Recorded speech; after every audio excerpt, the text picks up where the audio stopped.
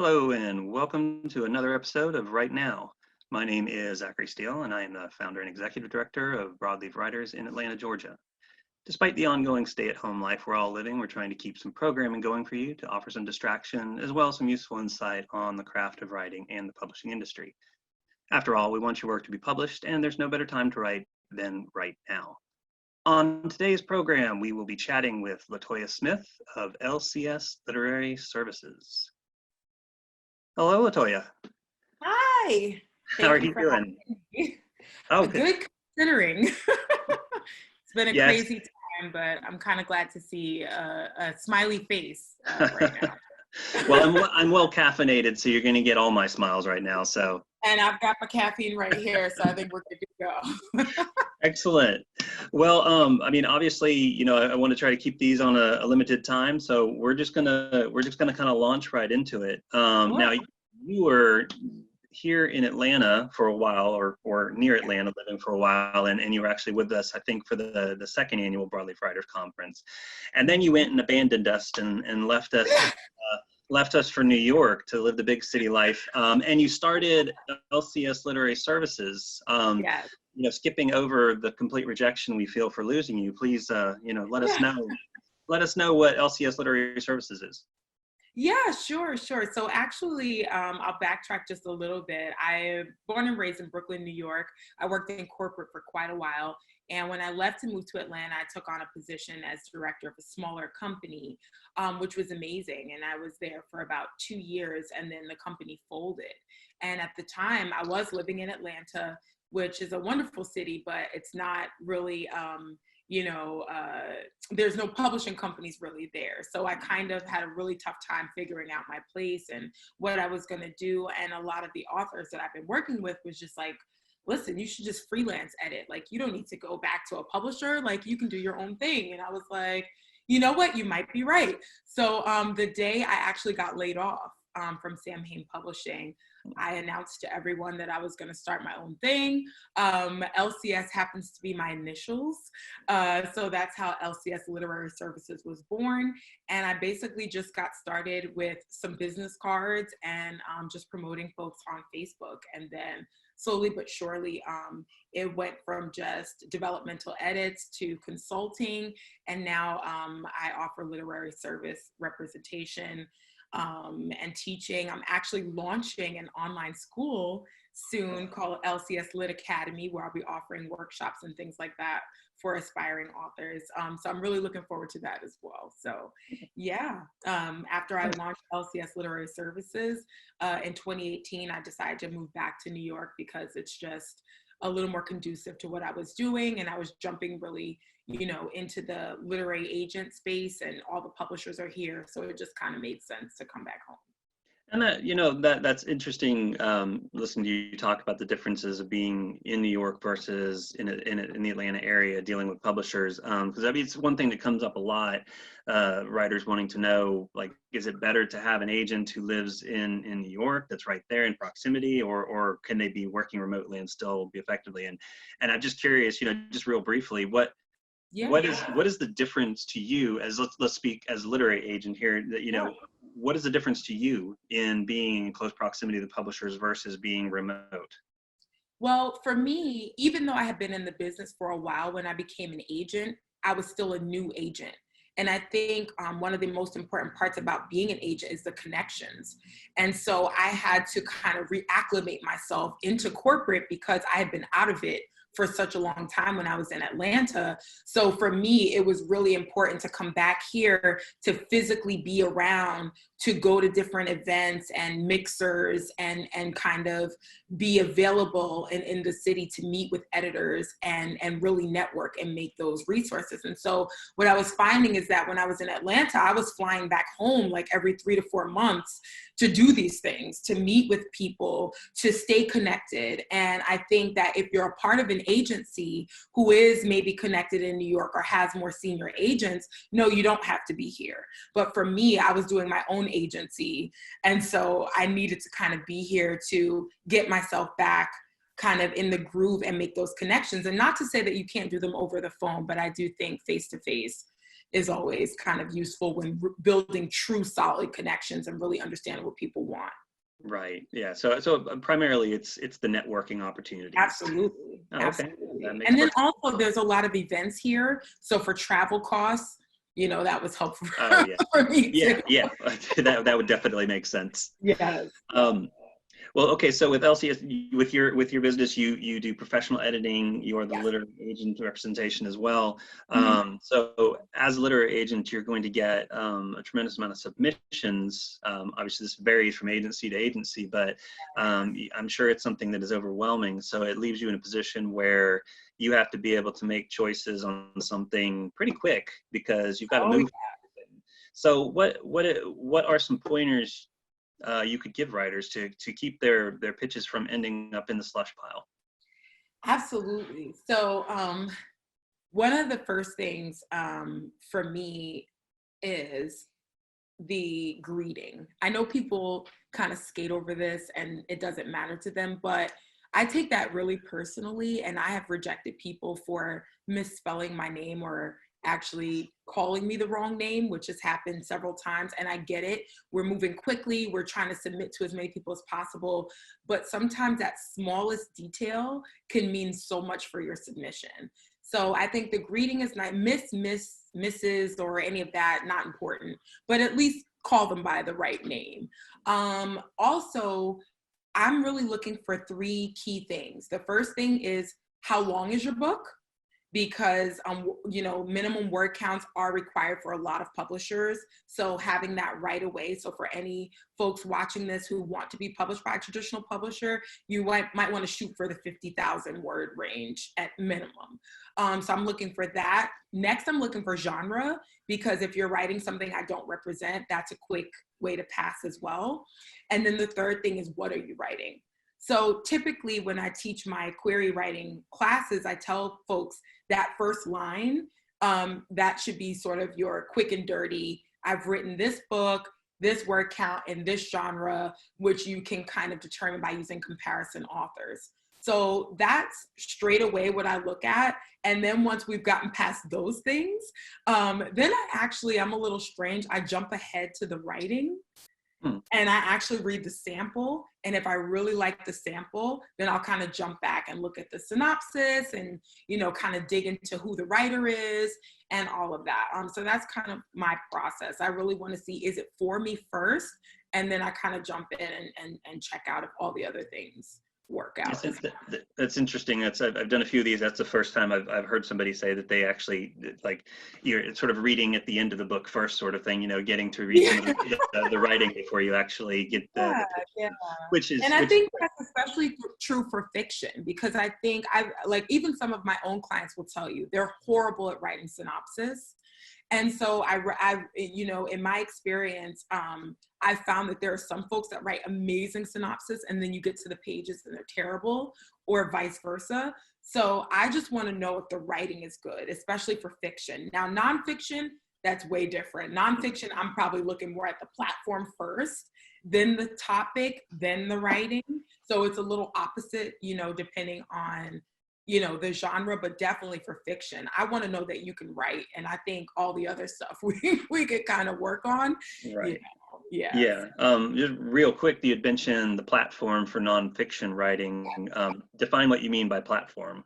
Okay. So one thing I think to remember about both fiction and nonfiction, when you're writing for the fiction market, the idea is that the publisher will bring the audience to you because you're writing something that they know how to sell, how to publish. So even though obviously your unique voice is that, they still have an idea based on what subgenre it is, how to sell it. When it comes to nonfiction, you have to bring the audience to the publisher. So if you have no audience, who are they selling this book to? And most publishers are offering advances. So they're kind of like banking on the fact that they're going to make their money back on the back end. So if you're charging, let's say $25 for a book, what in that book and what about you is going to make someone pay $25 to read it? And I think a lot of people get caught up with what they have to say and not the marketability or the business angle of it. And I think that we really need to remember that whether we're self-publishing or traditionally publishing, if you have no one to talk to, you know, that's a lot of money that's going down the drain and a lot of time and effort. Yeah, I think there most writers don't want to hear this, but in the end, you have to remember that you are a product going on a shelf. I mean, you're no different. You're no different than you know, Chef Boyardee versus store brand ravioli. I mean, you know, you have Right, to. exactly. All right, well then let's talk about what happens when, you know, a writer appeals to you, when somebody's written something and you're like, oh my gosh, I love this, I believe in it, and Absolutely. you called, you emailed, you reach out to the author and you say, I want to represent you. What happened? Okay, so I actually use a management system just to help me with repeat offenders and also for serious folks, because for those of you who have been on my query manager, you have to answer quite a few questions before you can send your material. But either way, so once I like the sample material, I will request a full manuscript. If I love the full manuscript, I do get in touch via query manager and encourage the author to contact me via email so that we can set up time to talk. And I absolutely get on the phone with them. I tell them what I loved about the manuscript, kind of tell them what my job is as an agent, as well as my work style. And then I answer any questions that they might have. And if everything sounds good, I go ahead and send them a contract. And for me, I use DocuSign, so my contracts expire within 30 days. So that kind of gives folks time to look it over, review with a manager, you know, seek other agents, you know, interests, and then they kind of, you know, come back and let me know. And then once they sign, I actually have a welcome letter, which is a questionnaire that I like for them to fill out. And it really is helpful for me to pitch, but then also I share it with the publishers as well. So sometimes they have their own questionnaire and that kind of helps get around that because working for publishers, I recognize that that type of information is really important. And so they will go through that. We go through manuscript edits. Or proposal edits. I do not send anything out without editing it first. So I always tell clients, be ready to work, because I don't send anything out as is. Yeah, and that actually that leads me into the next question I was going to ask. I mean, you're a little more unique in this, in that you do professional editing anyway. So obviously editing is very important to you, and I know there's such a wide range because it's going to depend on the quality of the work you're taking in, but what would you say the average number of edits you're going to go through with a writer before you believe you're ready to pitch to editors? In most cases, and this is just talking about full manuscripts, for proposals, you know, it can go a little bit more rounds because it's shorter and packed with more information. So that sometimes can go through like 4 and 5 rounds, depending on, you know, if we're working on the content itself or the chapters. With a full manuscript, typically 2 rounds.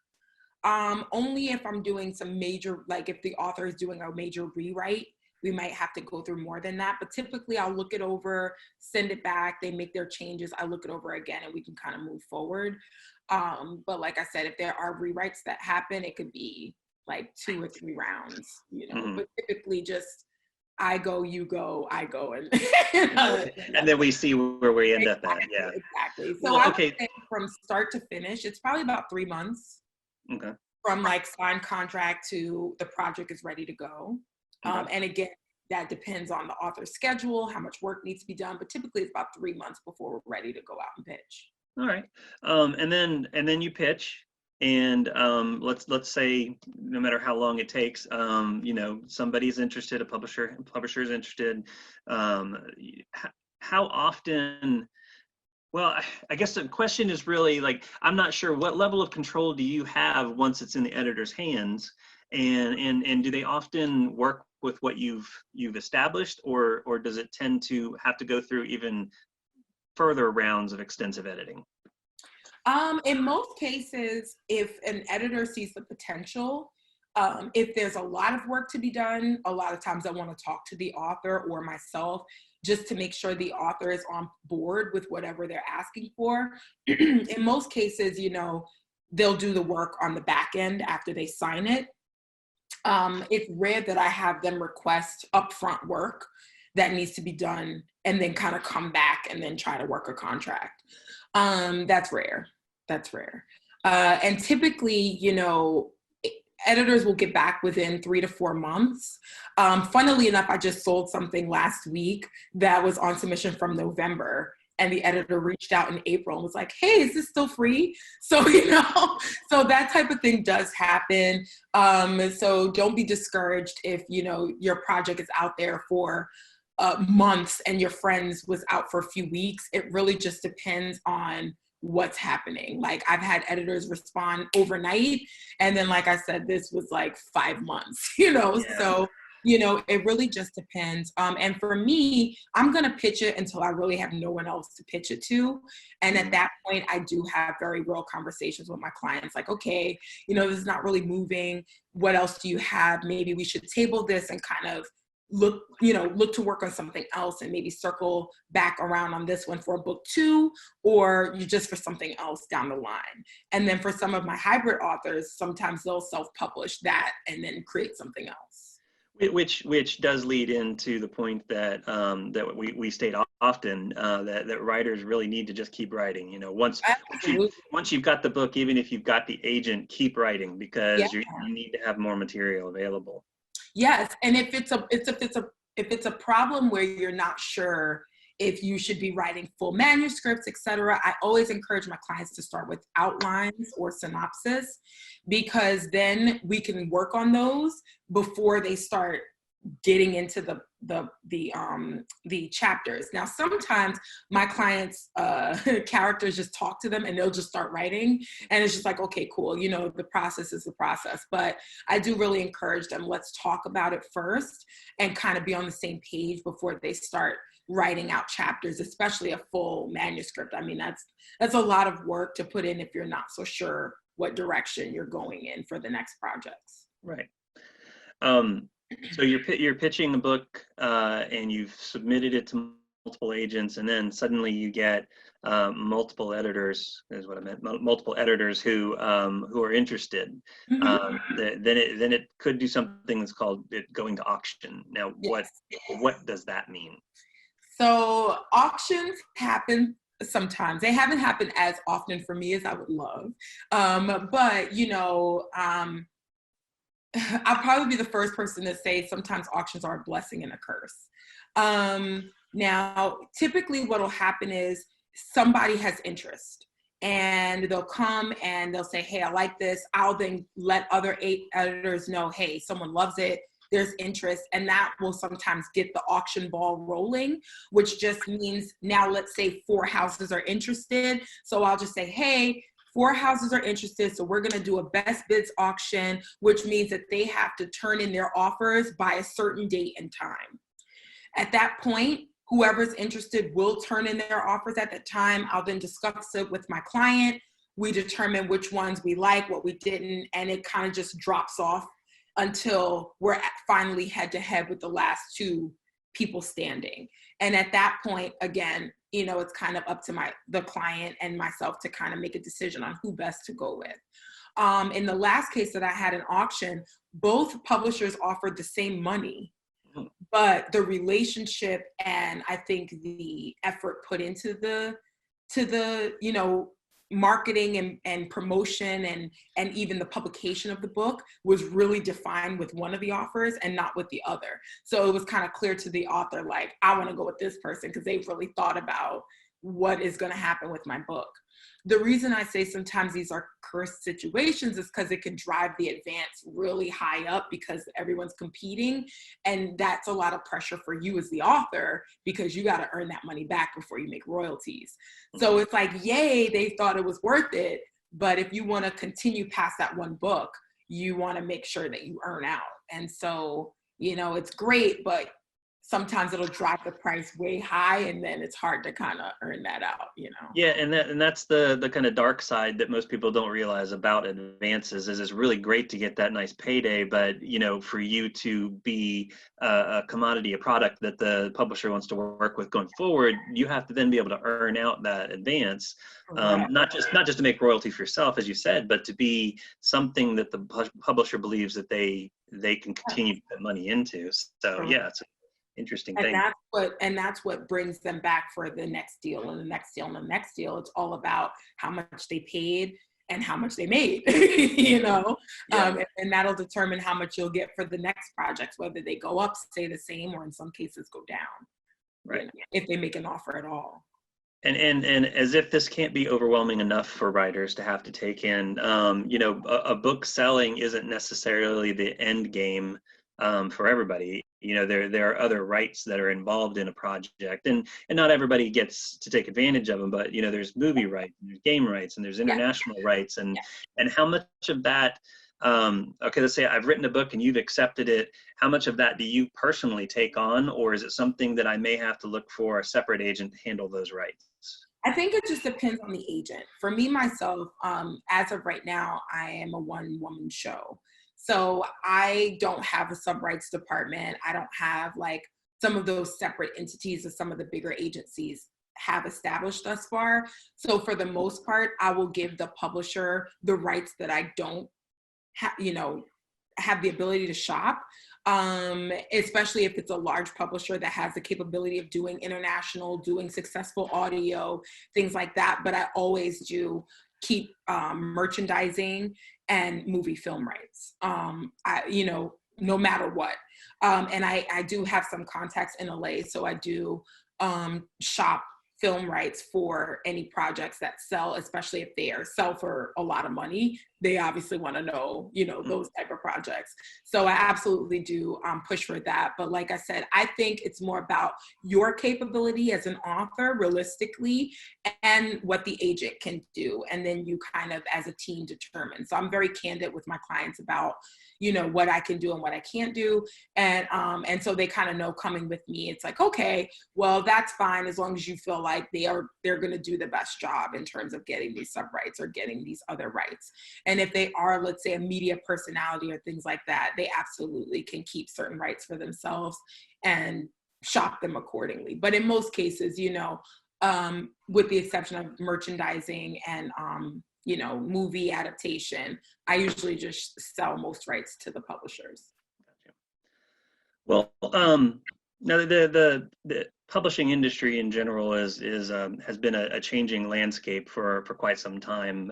Certainly since the advent of self-publishing, but it seems more recently over the last couple of years that mid-level and small publishers are starting to absorb some of these better writers that don't make it into the big five.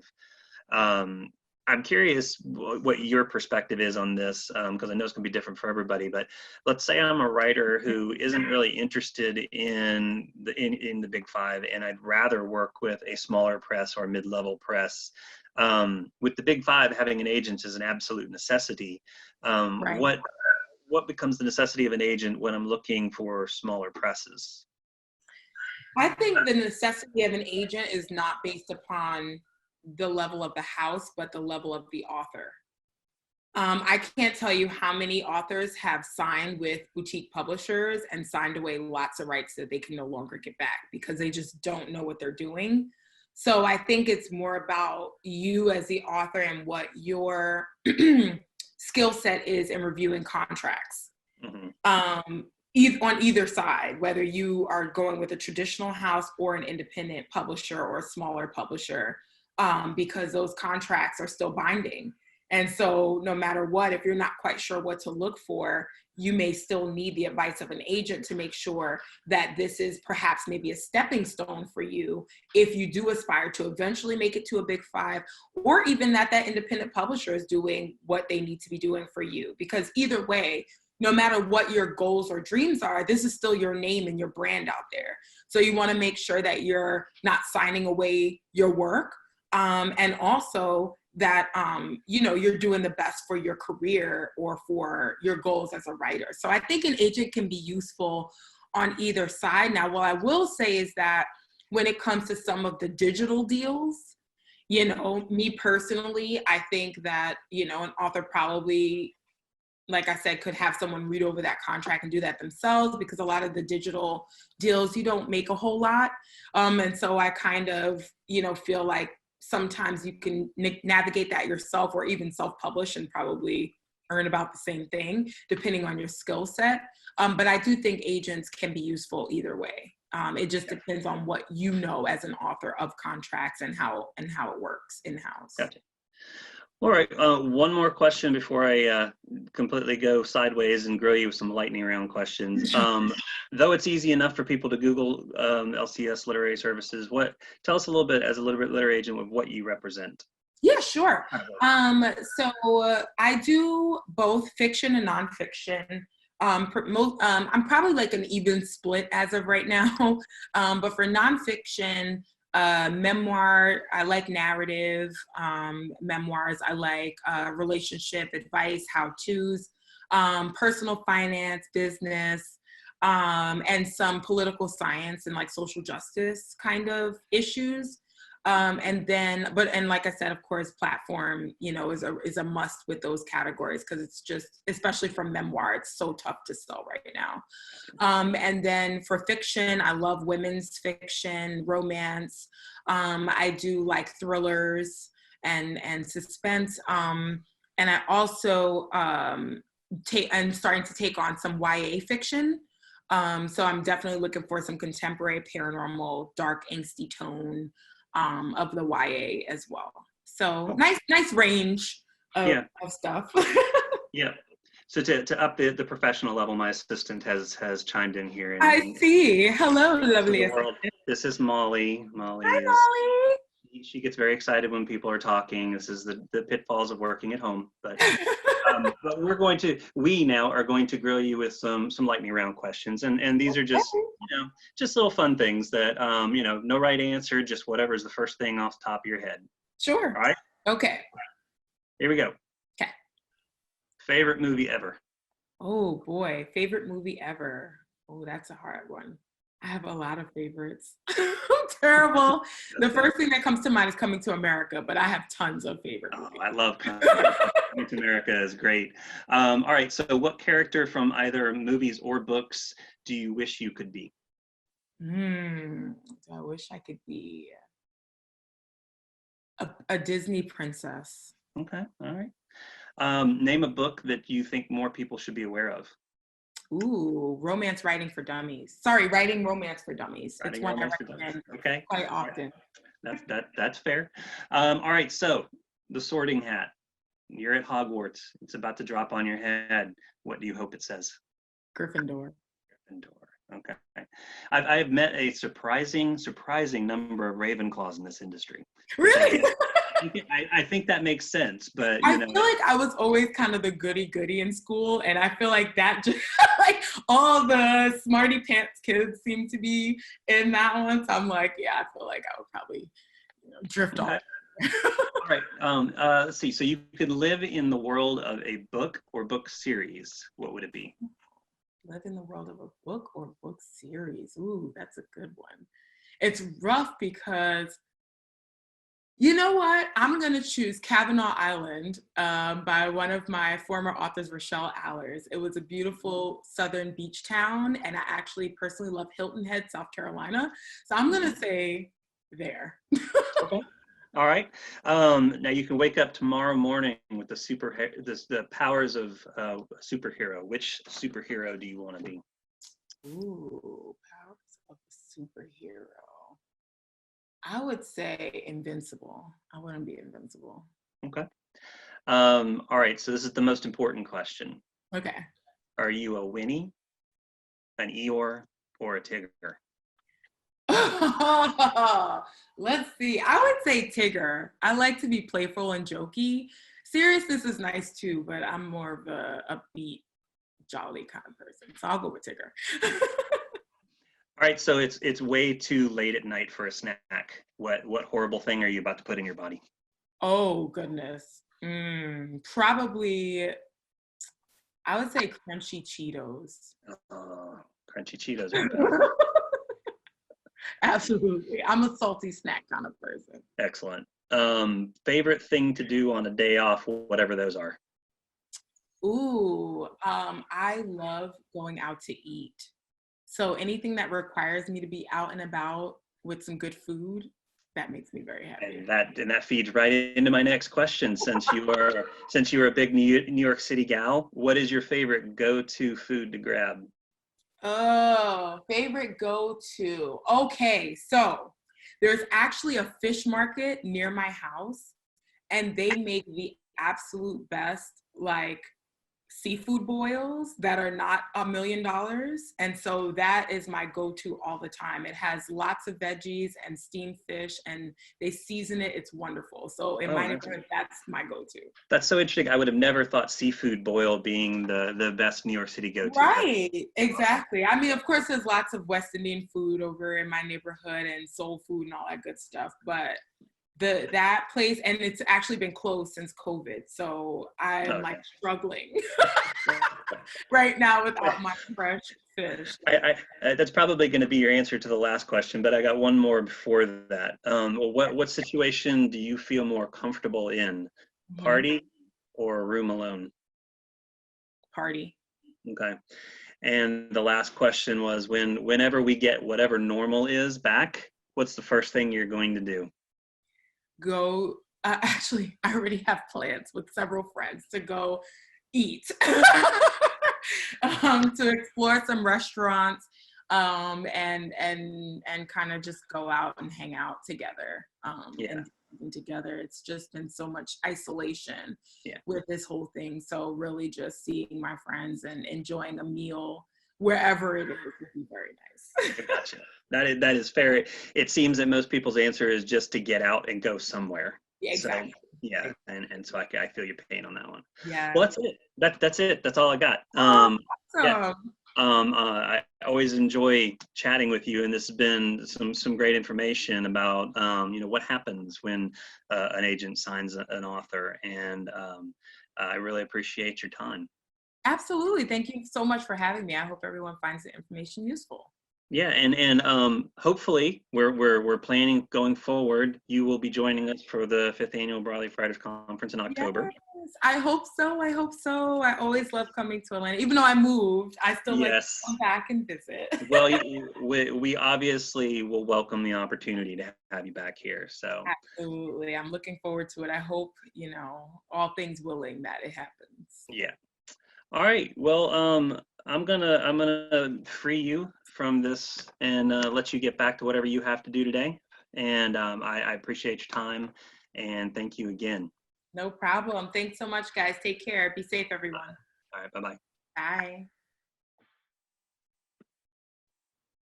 For more information on the 5th Annual Broadleaf Writers Conference, please visit us at broadleafwriters.com, where you can find our list of speakers, see the new elements we've added, learn more about the literary agents that will be joining us, and decide which pitch and mentoring sessions you'd like to sign up for. We will have the scheduled panels and workshops up soon, and our registration for the conference opens June 1st. We're looking forward to gathering once again, and we absolutely hope you will join us.